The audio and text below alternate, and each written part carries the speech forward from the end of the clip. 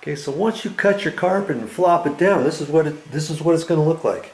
He's not in here yet. He's just got everything prepped exactly how it's going to be. He was nice and easy when he set this up against the door.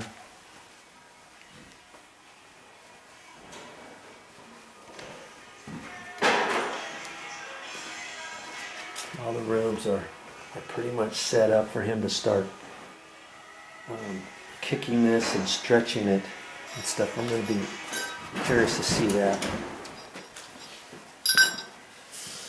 Let's see, he's already got his, he just put his iron in there, just flip that down.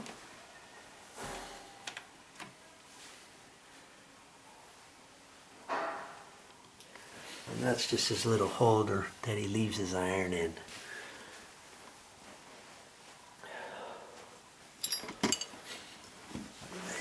See this little deal here? That's for him to push down on his carpet seam when he gets it together. How long you got to let that heat up? Minus, just a little? yeah, just 15 seconds. Yeah. Yeah. He wants to get it nice and hot, and then he's just going to kind of slide that along. And that's melted that glue. And then he'll work behind it.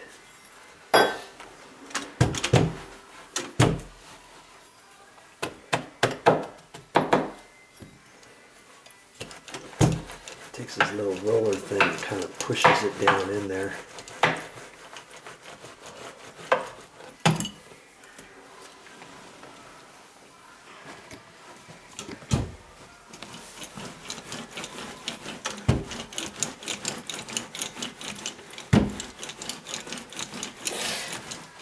And then when he gets all done, he's probably got some nice little carpet scissors.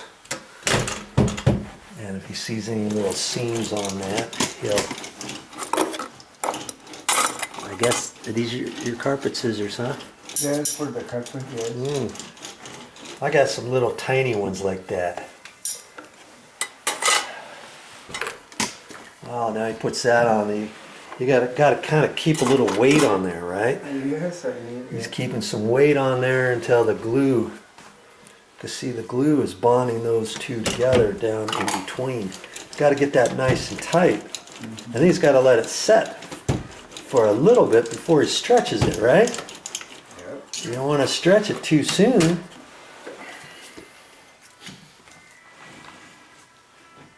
The whole carpet, you know, from wall to wall, from this wall to that wall, you could split the seam.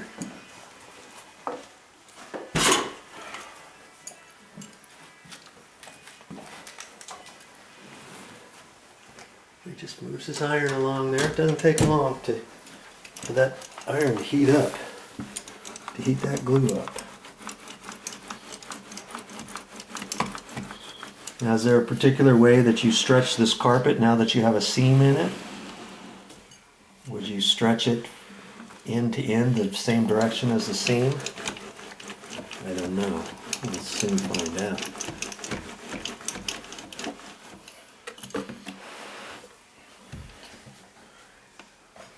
I'll bet you he made this years ago. You made this little, your tray here, your toolbox, right? I made one of those years ago. That's just how they used to do it. And I would carry it to the job sites. It was a bitch because I made it a lot wider than that, and I've got all my tools in there. That was just how you used to do it years ago. There, now he sets it back in there.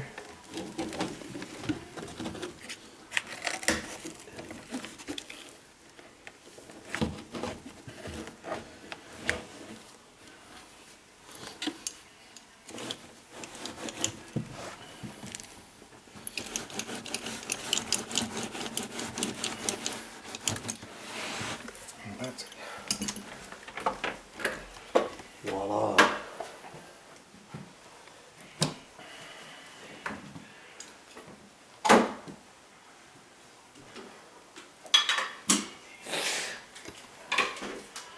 that's just his knee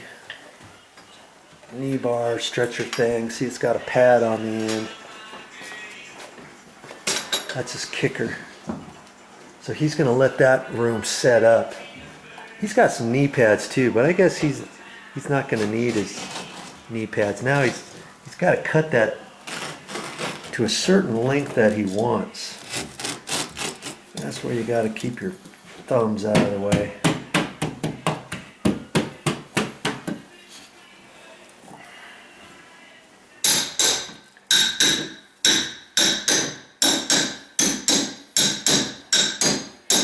It's pushing that carpet right underneath.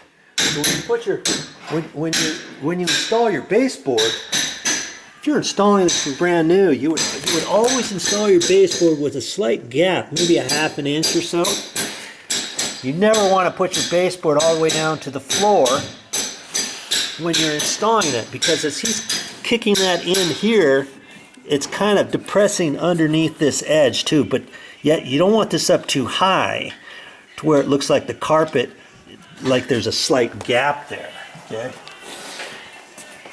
So he starts out, shoves that down in there and gets it started. He's got to do that all along one edge before he stretches it. But this is called a kicker because it's padded there, and it's got teeth in it. And you can adjust this however long you want. Oh, he's got a long, yeah, right here. I'm not getting in his way. Am I in your way, Ruben? What? Am I in your way? Am I in your way? Am I in your way? Oh, yeah. No, I'm not in his way. I'm not in his way. Now see, he runs that along there. Some guys will have something like this, and they'll have a like a pad on it. There's probably a pad on the back side of that, and some guys have one kind of like that, where maybe that's going on. Guess I got to get off the carpet. Where they might have a 2x4 or something that they have carpet on, and longer than that or something. See, I thought he was just going to use this kicker, and that's got the little hooks on it too, and that keeps it tight. And there's a fine line on how tight you want to do that before you blow a hole in the wall in your baseboard and stuff. Let's see, he knows just about how much to cut.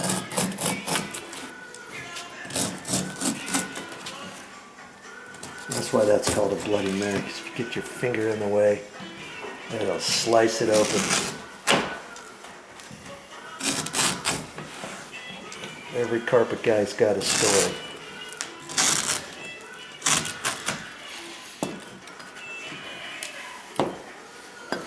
Now if that's a carpet tool, pushing it down in there.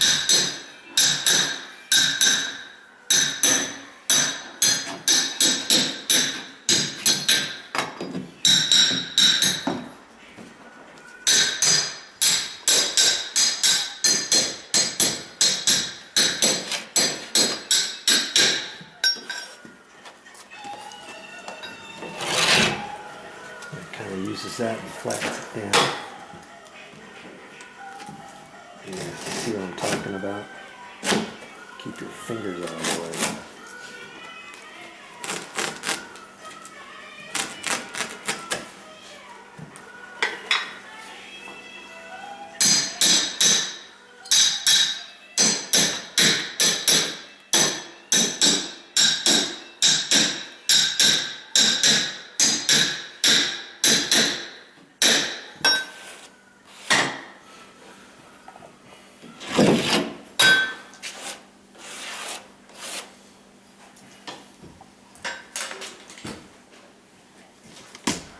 Now he's using his kicker. quicker. He's got to do that to get it in there. And some guys use knee pads. He's got some knee pads. He's got some knee pads, but I guess he's decided not to wear them, see? Here's his knee pads right here. That gives you some more padding there. Oh man, I would not want to be a carpet installer every day. Hard on your back and your knees, for sure.